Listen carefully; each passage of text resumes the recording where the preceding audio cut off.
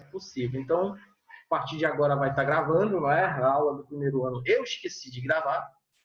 E essa aqui, o que vai acontecer? Vamos falando aqui sobre o som propriamente dito. O que é o som? Tá? Grave isso, tenha isso sempre em mente. Som é uma perturbação adiabática do ar. Que diacho é isso, de perturbação adiabática? Quando eu comprimo o ar, geralmente há uma possibilidade de um aumento de temperatura. Vocês estão vendo com o Helder a questão da temperatura, do calor, a física térmica, não é? Então, se eu pegar as moléculas e se aproximar uma da outra, eu vou ver que eu tenho um nível de agitação maior. Tudo bem? Elas vão bater uma na outra, nem que seja por ressonância, elas vão bater uma na outra. Então, há uma tentativa de aumentar a temperatura. Só que, o que está acontecendo no som? Eu não estou tendo calor entrando no meu sistema e nem saindo do meu sistema. Eu tenho um pequeno aumento de temperatura das partículas instantaneamente, sim.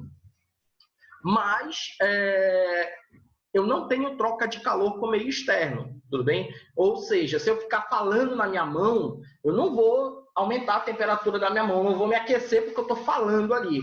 Aquela história das pessoas ficarem falando, estão falando de mim, minha orelha está quente já.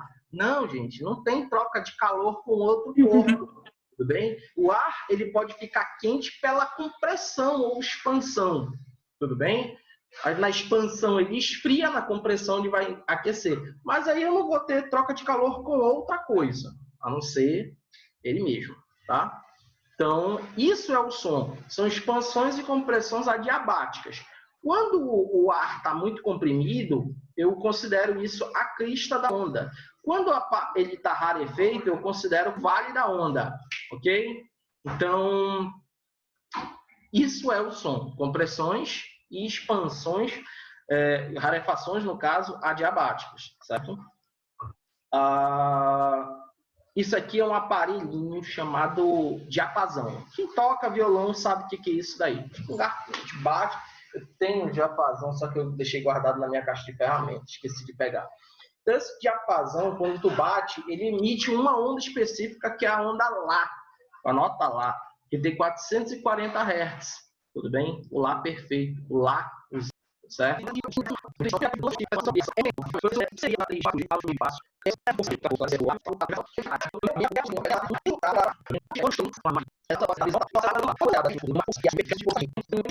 Vamos supor que aquilo. E multiplico pela gravidade. 10. 900 mil. Eu pego 900 mil de força de 1G. Tá? O que é 2G? Eu tenho que dar o dobro. Tem 1.800 newtons de força. O que é 3G? É força. Sabe, com 3 de força, todo mundo dando uma ciência. É quando uma pessoa aquela brincadeira sem graça, né? Acostado na parede, aí o outro vai lá e aperta o peito do cara. Quando ele aperta, ele para a oxigenação, inclusive para o cérebro, a pessoa desmaia. Então, quando eu estou num caça, se eu estou acima de 3G e eu não tenho uma pressurização, alguma coisa do tipo, eu posso desmaiar, por isso que muito piloto desmaia. Ele usa aquela máscara lá porque ele está recebendo oxigênio, ele está com uma força muito grande sobre o peito dele, ele não está conseguindo respirar, ele não está conseguindo oxigenar. Então ele recebe oxigênio também para não desmaiar. Mas de vez em quando desmaia. Se eu tiver com uma velocidade muito alta, uma aceleração alta, ele vai desmaiar. E essa força ela pode ser tão intensa a ponto de quebrar as costelas do cara. Tudo bem? Então essa é a representatividade da força G. Dependendo da aceleração. Se o cara está caindo, gente, não pense que em queda ele vai atingir força G. Ele pode atingir velocidade supersônica, mas ele vai ter uma força basicamente quase que constante. Ela vai aumentando um pouco. Tem uma motivação de o motivo é isso na parte da fisiologia, lembra? O que a gente espera nos estimulantes? Caracterizem. E uma caracterização muito boa é a partir das qualidades fisiológicas, que são nada mais, nada menos do que identidades do som utilizando só o ouvido.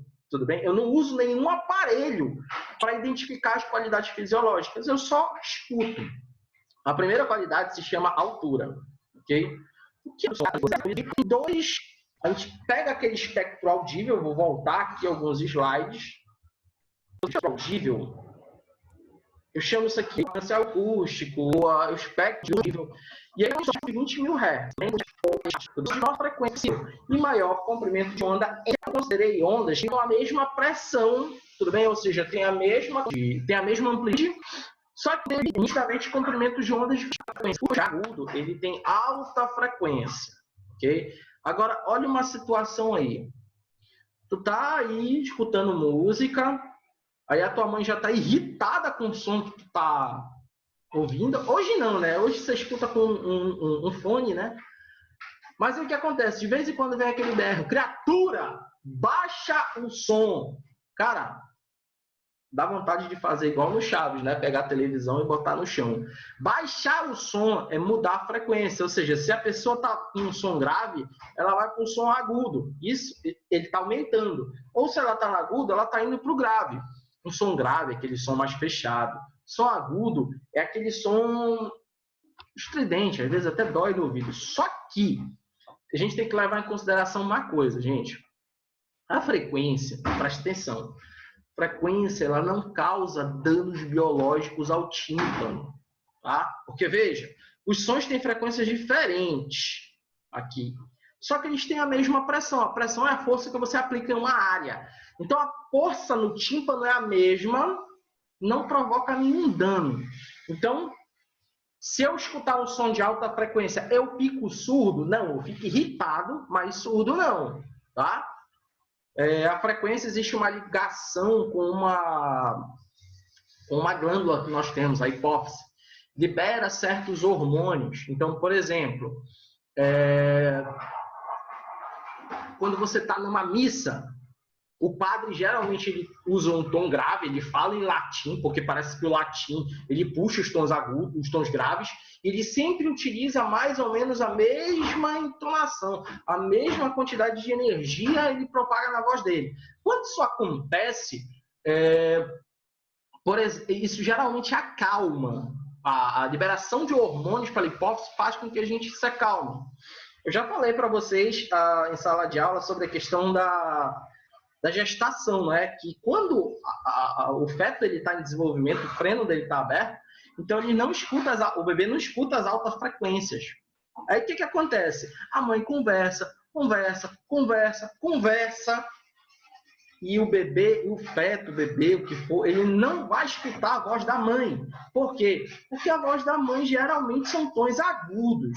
Ele não escuta altas frequências. Ele escuta do pai, que é uma voz grave. E isso faz com que a criança se acalme. O que a criança sente da mãe? Ela ouve o batimento cardíaco da mãe, que é um som de baixa frequência, ele é grave, ele tem 72 BPM, batimentos por segundo. Escuta o som do coração da mãe, ele sente o calor da mão da mãe e escuta a voz do pai. É o primeiro som que ele identifica. É a voz masculina de maior proximidade, vamos dizer assim. Então é por isso que é importante o pai conversar com a criança enquanto a mãe está ali. A mãe vai falar o que for, chamar de meu bebê, ele não vai ouvir. Okay? Professor, quando vim encher um balão de hélio... Sim, quando você inala o gás hélio e o gás... existem gases que você pode inalar. Eu vou colocar no grupo de vocês não sei se é um aplicativo, vou procurar, que ele pega a tua voz e ele transforma como se fosse inalando os dois gases, o que faz a voz ficar grave e o que faz a voz ficar aguda. Não lembro se é hidrogênio e hélio, eu acho que é. O hélio eu tenho certeza, o que faz ficar grave eu não lembro se é o hidrogênio, então não vamos tomar coisas que a gente não sabe o efeito, tá? Mas sim, o gás hélio ele faz a voz ficar aguda, aquela voz de pá, sei lá. Enfim, então voltando. Sim, Guilherme, faz isso.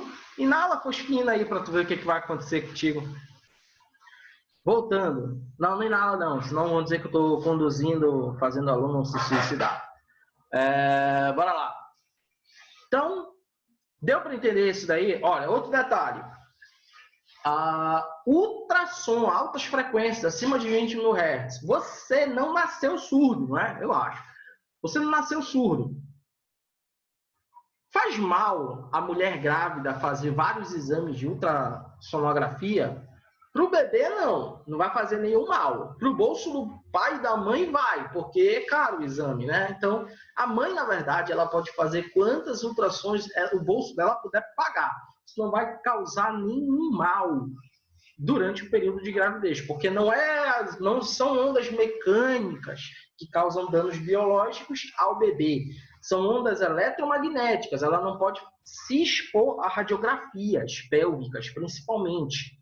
Ok? Então, radiografia evita, ultrassom pode fazer quantos ela quiser. Agora, ações da próxima qualidade fisiológica, aí sim ela já causa algum dano, que é a intensidade. Ok? Perceba aqui, passarinho gritando só um pouquinho, uma onda de baixa amplitude. Passarinho berrando. Então, você tem aqui uma grande amplitude. A intensidade ela é ligada à amplitude. A amplitude nem sempre está associada ao comprimento de onda. Às vezes, ondas de grande comprimento também têm grande amplitude, mas nem sempre. A intensidade...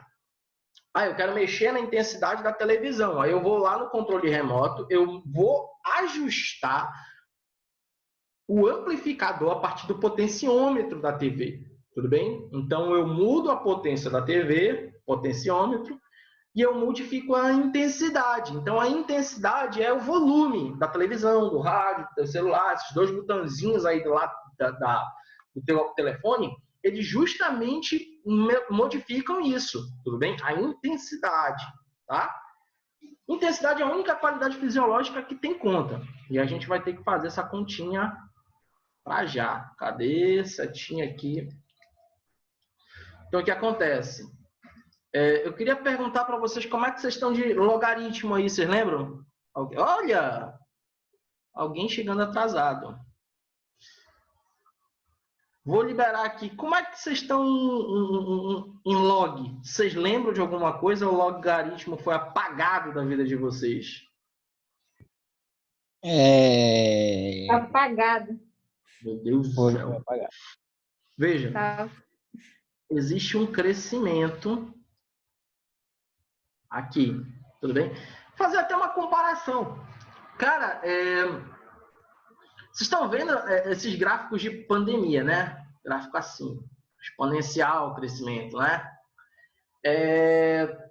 Para interpretação desse crescimento exponencial, existem umas linhazinhas aí. Eu vou botar depois o site da CESPA no grupo de vocês, o link, que tem isso daí muito nitidamente. Essas linhas aqui são as análises logarítmicas, que determinam as escalas. Ontem o ministro da Educação, da Saúde, ele falou sobre algumas notas aí sobre o contágio. Como é que eles vão fazer essas notas a partir do contágio? Pela escala logarítmica. Eu lembro que era sobre... sim, claro. O galo da vizinha, tão alto que acorda a rua. Pois é, o galo da vizinha ele pode ter uma alta intensidade e associa isso com uma alta frequência. Ok? Deixa eu só mostrar um negócio aqui para vocês, depois eu volto aqui nesse gráfico. Olha isso aqui. Eu estou plotando aqui o nível sonoro, que eu já vou explicar para vocês, e a frequência, de 20 a 20 mil Hz. Então, eu posso ter um som de uma certa frequência, e aí o que vai acontecer? Se ele tiver, por exemplo, uma baixa frequência e uma baixa intensidade, eu não vou ouvir. Como sons próximos de 20 Hz, eu não vou ouvir se ele não tiver com um volume altíssimo, de quase 120 decibéis. Okay? Então, agora, se eu tenho 100 Hz, eu já escuto mesmo com uma intensidade menor. 100 mil Hz geralmente a frequência que a gente mais percebe. Okay? É a de 1000 Hz. Eu não tenho, eu vou tentar depois, na próxima aula, transmitir um som aqui para vocês, ok? E aí eu vou pedir que vocês escutem isso com fone de ouvido. Não vou provocar nenhum dano, eu vou passear por tudo isso aqui.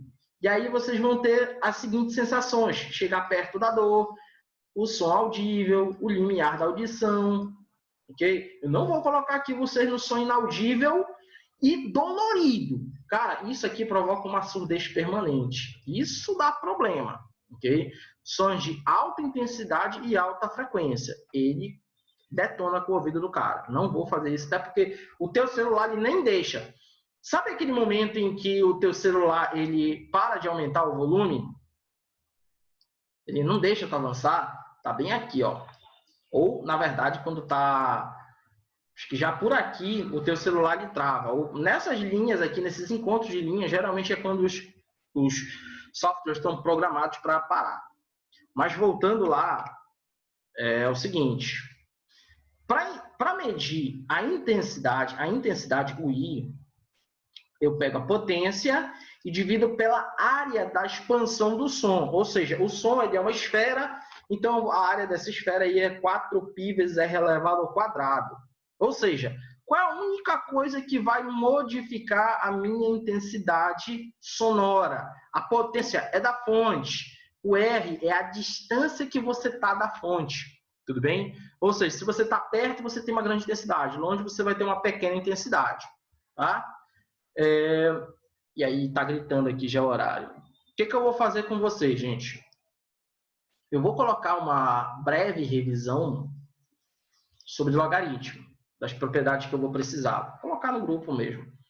E eu vou colocar aqui uma... Na próxima aula, a gente vai começar um questionamento a partir daqui, ó, desse R.